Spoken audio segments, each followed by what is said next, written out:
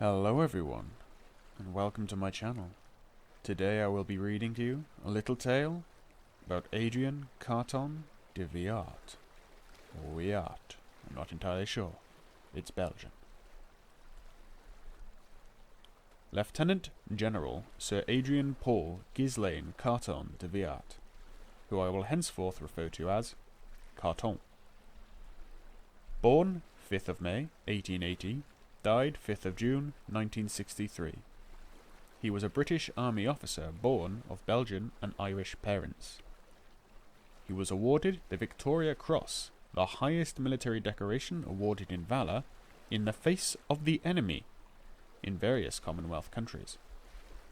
He served in the Boer War, First World War and Second World War. Now, this is the interesting bit. He was shot in the face, head, stomach, ankle, leg, hip and ear.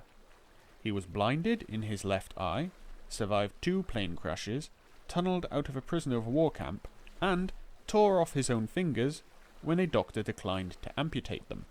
Describing his experiences in the First World War, he wrote, "Frankly, I have enjoyed the war." After returning home from service in the Second World War, he was sent to China as Winston Churchill's personal representative. While en route, he attended the Cairo Conference. In his memoirs, Carton wrote, "Governments may think and say as they like, but force cannot be eliminated, and it is the only real and unanswerable power. We are told that the pen is mightier than the sword, but I know which of these weapons I would choose." This gentleman was indeed a person of war. The Oxford Dictionary of National Biography describes him thus: "With his black eye patch and empty sleeve, Carton looked like an elegant pirate, and became a figure of legend."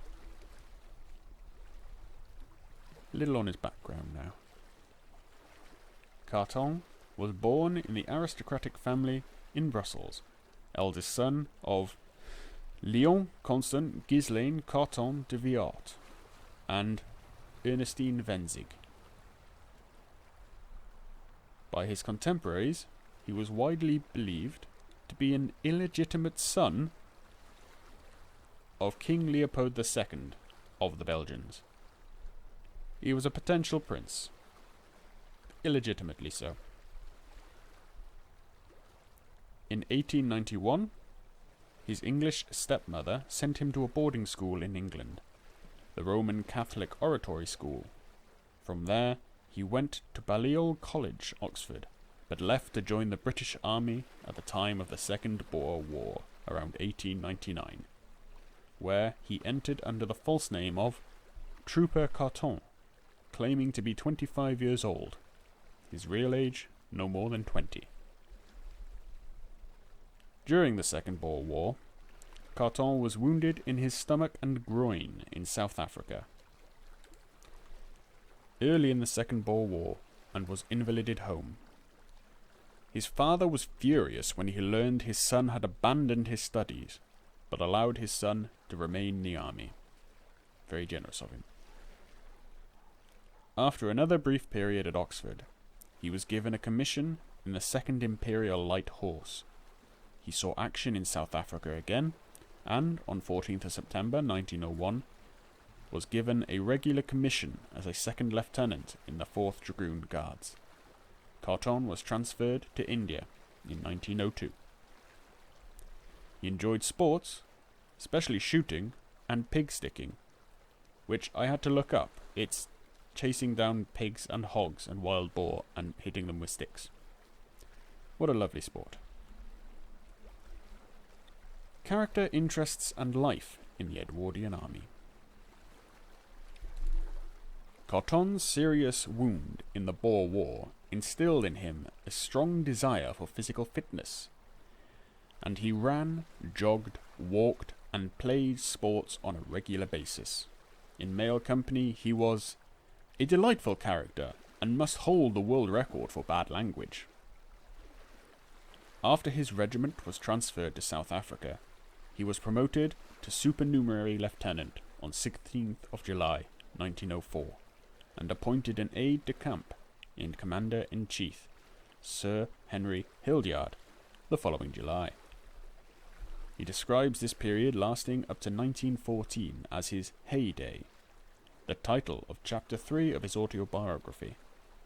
His light duties as aide-de-camp gave him time for polo and his other interests, because he was a posh boy. How else do you explain polo? By 1907, although Carton had now served in the British Army for 8 years, he had remained a Belgian subject. On 13th of September that year, he took the oath of allegiance to Edward VII and was formally naturalised as a British subject. In 1908, he married, bear with me now, Countess Friedrich Maria Carolina Henrietta Rosa Sabina Franziska Fugger von Babenhausen. Yeah. Eldest daughter of Karl, 5th Prince von Fugger Babenhausen, and Princess Eleonora zu Hohenlohe-Bartenstein und Hagsburg of Klagenfurt, Austria. And those are some names I never want to pronounce again. The First World War, the Somaliland campaign. When the First World War broke out, Carton was en route to British Somaliland, where a low-level war was underway against the followers of Dervish leader Mohammed bin Abdullah, called the Mad Mullah by the British. In an attack upon an enemy fort in Shimbaberis, Carton was shot twice in the face, losing his eye and also a portion of his ear. I repeat, shot twice in the face. The face, the important bit. He was awarded the Distinguished Service Order on May 15th, 1915. Lovely. The Western Front. In February 1915, he embarked on a steamer for France. Carton took part in the fighting on the Western Front, commanding successively 3 infantry battalions and a brigade. He was wounded 7 more times in the war, losing his left hand in 1915 and pulling off his fingers when a doctor declined to remove them. He was shot through the skull and ankle at the Battle of the Somme, through the hip at the Battle of Passchendaele, through the leg at Cambrai, and through the ear at Arras. It's hard to tell if this person is lucky or very unlucky. I'll let you decide. He went to the Sir Douglas Shields nursing home to recover from these injuries. As we all would, I'm sure. 3 days before the end of the war, on 8th of November, Carton was given command of a brigade with the rank of Temporary Brigadier General. A.S. Bullock gives a vivid first-hand description of his arrival. Cold shivers went down the back of everyone in the brigade, for he had an unsurpassed record as a fire-eater, missing no chance of throwing the men under his command into whatever fighting happened to be going. Bullock recalls how the battalion looked, very much worse for wear, when they paraded for the Brigadier General's inspection. He arrived on a lively cob, with his cap tilted at a rakish angle, and a shade over the place where one of his eyes had been. He was also missing 2 limbs and had 11 wound stripes. Bullock, the first man in line for inspection, notes that Carton, despite only having 1 eye, ordered him to get his bootlace changed. Highly important business. Carton received the Victoria Cross, the highest award for gallantry in combat that can be awarded to the British Empire forces, in 1916. He was 36 years old and a temporary lieutenant colonel in the 4th Dragoon Guards. British Army attached to the Gloucestershire Regiment, commanding the 8th Battalion when the following events took place. On the 2nd and 3rd of July, 1916, at La Boisselle, France, as recorded in the official citation. For most conspicuous bravery, coolness, and determination during severe operations of a prolonged nature. It was owing in a great measure to his dauntless courage and inspiring example that a serious reverse was averted. He displayed the utmost energy and courage in forcing our attack home, after 3 other battalion commanders had become casualties. He controlled their commands and ensured that the ground won was maintained at all costs. He frequently exposed himself in the organization of positions and of supplies, passing unflinchingly through a fire barrage of the most intense nature. His gallantry was inspiring to all. London Gazette, 9th September, 1916. Right, after the First World War, he was in Poland. At the end of the war, Carton was sent to Poland as second in command of the British Poland military mission under General Louis Botha. After a brief period, he replaced General Botha in the mission to Poland. Poland desperately needed support as it was engaged with Bolshevik Russia in the Polish-Soviet War, the Ukrainians in the Polish-Ukrainian War, the Lithuanians in the Polish-Lithuanian War, and the Czechs in the Czech-Polish border conflicts. One of his tasks soon after his arrival was to attempt to make peace with the Poles and the Ukrainian nationals under Simon Petliery. I'm sure I said that right. The Ukrainians were besieging the city of Lvov, Lemberg. The discussions were unsuccessful. From there, he went to Paris to report on Polish conditions to the British Prime Minister, David Lloyd George, and to General Sir Henry Wilson. Lloyd George was not sympathetic to Poland, and, much to Carton's annoyance, Britain sent next to no military supplies. Carton developed a sympathy with the Poles and supported their claims to eastern Galicia. This caused disagreement with Lloyd George at their next meeting, but was appreciated by the Poles. He became close to the Polish leader, Marshal Piłsudski. After an aircraft crash, occasioning a brief period in Lithuanian captivity, he went back to England to report, this time to the Secretary of State of War, Winston Churchill. That's right, Winnie Church. He passed on to Churchill's Piłsudski's prediction that the White Russian offensive under General Anton Denikin, directed at Moscow, would fail. It did shortly thereafter. Churchill was more sympathetic to Polish needs than Lloyd George and succeeded over Lloyd George's objections in sending some material to Poland. On 27th of July, 1920, Carton was appointed an aide-de-camp to the king. Brevetted to colonel, he was active in August 1920 when the Red Army were at the gates of Warsaw. While out on his observation train, he was attacked by a group of Red cavalry and fought them off with his revolver from the footplate of his train, at one point falling on the track and reboarding quickly, like a bloody action movie. When the Poles won the war, the British military mission was wound up. Carton was promoted to temporary brigadier general and was appointed to the local rank of major general on the 1st of January. He was promoted to the substantive rank of colonel on 21st of June 1922 with seniority from 27th of July 1920, and relinquished his local rank of major general on the 1st of April 1923, going on half pay as colonel at that time. Carton officially retired from the army on 19th of December with the honorary rank of major general. Now he starts his time as a Polish gentleman. His last Polish aide was Prince Karol Mikotoy Radziwiłł, member of the Radziwiłł family, who inherited a large 500,000-acre estate in eastern Poland when the communists killed his uncle.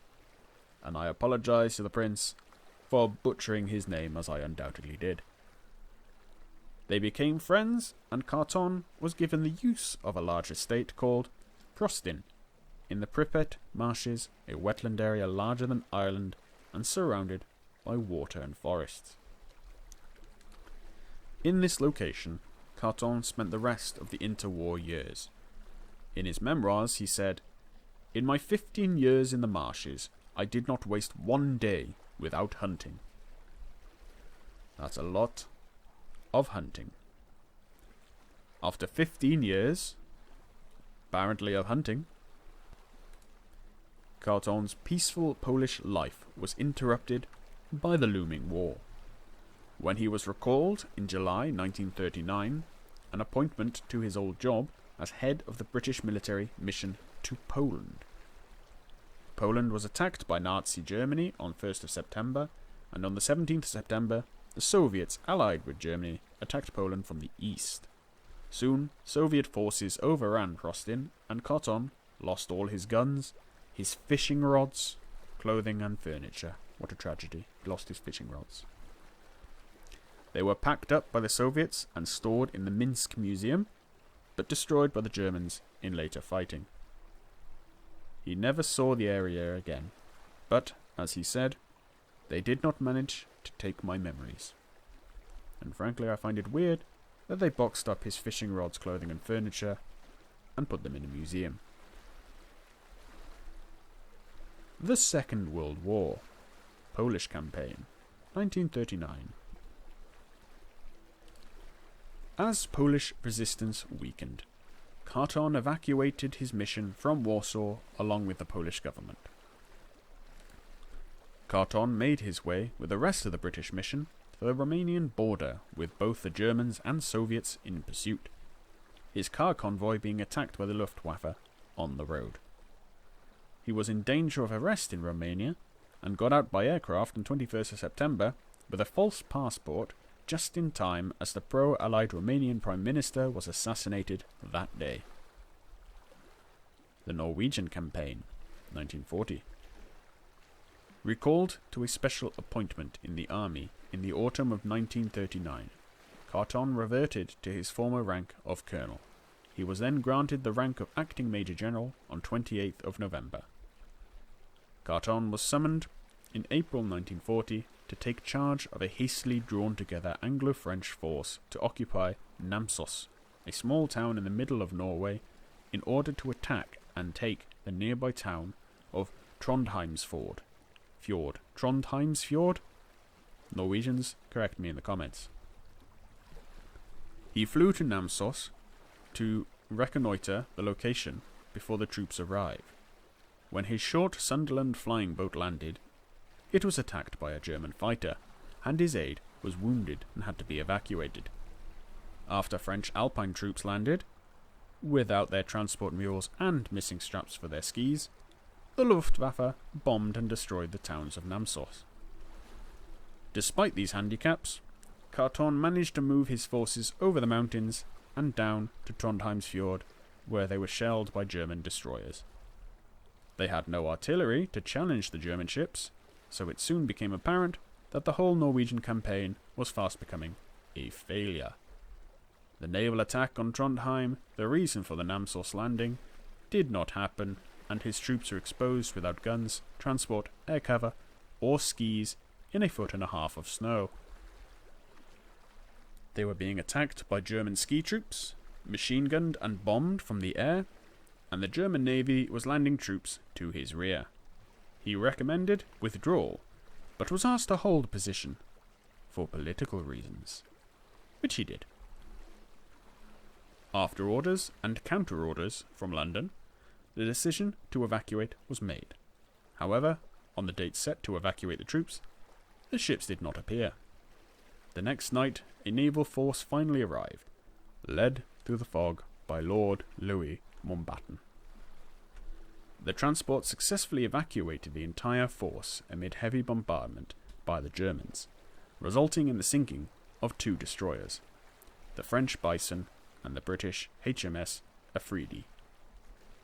Carton arrived back at the British naval base of Scapa Flow in the Orkney Islands on the 5th of May 1940, his 60th birthday. How lovely. Birthday in the Orkney Islands. In Northern Ireland, Carton was posted back to the commander of the 61st Division, which was soon transferred to the Northern Ireland as a defence against invasion. However, following the arrival of Lieutenant General Sir Henry Parnell as Commander-in-Chief of Northern Ireland, Carton was told that he was too old to command a division on active duty.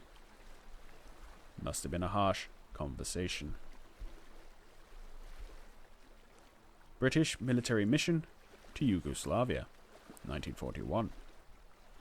Advanced to temporary Major General on 28th November 1940, he remained inactive very briefly, as he was appointed as head of the British Yugoslavian military mission on 5th of April 1941. Hitler was preparing to invade the country, and the Yugoslavs asked for British help. Carton travelled in a Vickers Wellington bomber to Belgrade, Serbia, to negotiate with the Yugoslavian government. After refuelling in Malta, the aircraft left for Cairo, with enemy territory to the north and the south. Both engines failed off the coast of the Italian-controlled Libya, and the plane crash-landed in the sea about a mile from land. Carton was knocked unconscious, but, fortunately, the cold water made him regain consciousness. When the plane broke up and sank, he and the rest aboard were forced to swim to shore, a mile from land. They were captured by the Italian authorities. Prisoner of war in Italy, 1941 to 1943. Carton was a high-profile prisoner. After 4 months at the Villa Orsini at Sulmone, he was transferred to a special prison for senior officers at Castello di Vincigliata. More non-English words which I am undoubtedly butchering. There were a number of senior officer prisoners here due to the successes achieved by Rommel in the North African campaign early 1941. Carton made friends, especially with General Sir Richard O'Connor, the 6th Earl of Ranfurly, and Lieutenant General Philip Neame. In letters to his wife, Lord Ranfurly described Carton in captivity as a delightful character, and he said, must hold a record for bad language. Ranfurly was endlessly amused by him. He really is a nice person, superbly outspoken. More posh British people. The 4 were committed to escaping, as all of them were. Clearly they watched The Great Escape. He made 5 attempts, including 7 months tunnelling. 7 months tunnelling. Once, Carton evaded capture for 8 days disguised as an Italian peasant.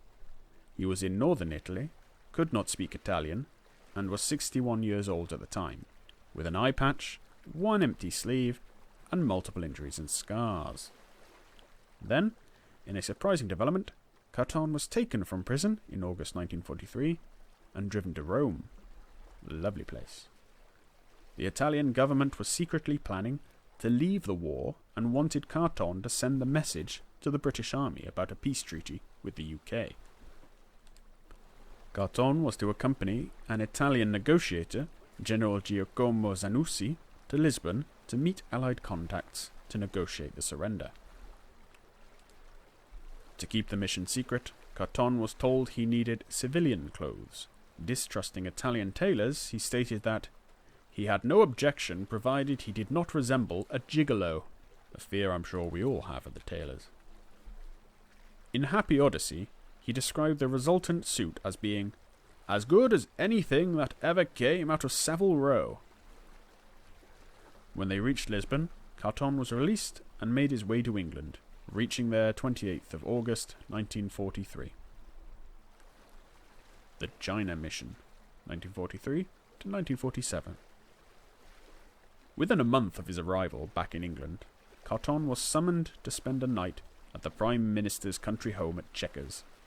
Churchill informed him that he was to be sent to China as his personal representative. He was granted the rank of acting lieutenant general on 9th of October and left by air for India on 18th of October 1943. Anglo-Chinese relations were difficult in World War II, as the Kuomintang had long called for the end of British extraterritorial rights in China, together with the return of Hong Kong, neither proposal being welcomed to Churchill. In early 1942, Churchill had to ask Chiang Kai-shek to send Chinese troops to help the British hold Burma from the Japanese, and following the Japanese conquest of Burma, the X-Force of 5 Chinese divisions had ended up in eastern India. Churchill was unhappy with having the X-Force defend to India, as it weakened the prestige of the Raj, and in an attempt to improve relations with China, the Prime Minister felt a soldier with experience of diplomacy such as Carton would be the best man to be his personal representative in China. As his accommodation in China was not ready, Carton spent time in India gaining an understanding of the situation in China, especially being briefed by a genuine Taipan, John Keswick, head of the Great China Trading Empire, Jardine Matheson. He arrived in the headquarters of the nationalist Chinese government, Chongqing, in early December 1943. For the next 3 years, he was to be involved in a host of reporting, diplomatic and administrative duties in the remote wartime capital. Carton became a great admirer of the Chinese people. He wrote that, when he was appointed as Churchill's personal representative in China, he imagined a country, get ready for some imperialism, full of whimsical little people with quaint customs and who carved lovely jade ornaments and worshipped their grandmothers. Once stationed in China, however, he wrote, 2 things struck me. The first was the amount of sheer hard work the people were doing, and the second, their cheerfulness in doing it. Carton returned home in December 1944 to report to the War Cabinet to the Chinese situation. He was appointed Knight Commander of the Order of the British Empire in the 1945 New Year Honours. Clement Attlee, when he became head of the Labour government in 1945, asked Carton to stay on in China. Southeast Asia.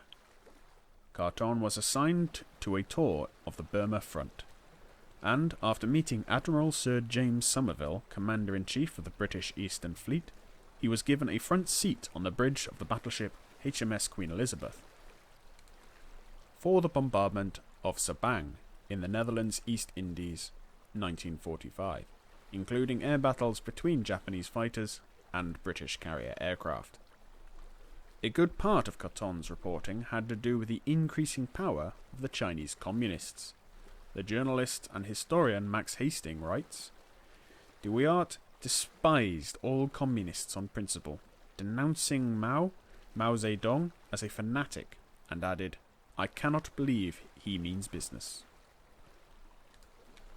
Carton met Mao Zedong at dinner and had a memorable exchange with him, interrupting his propaganda speech to criticize him for holding back from fighting the Japanese for domestic political reasons. Mao was briefly stunned, but then laughed.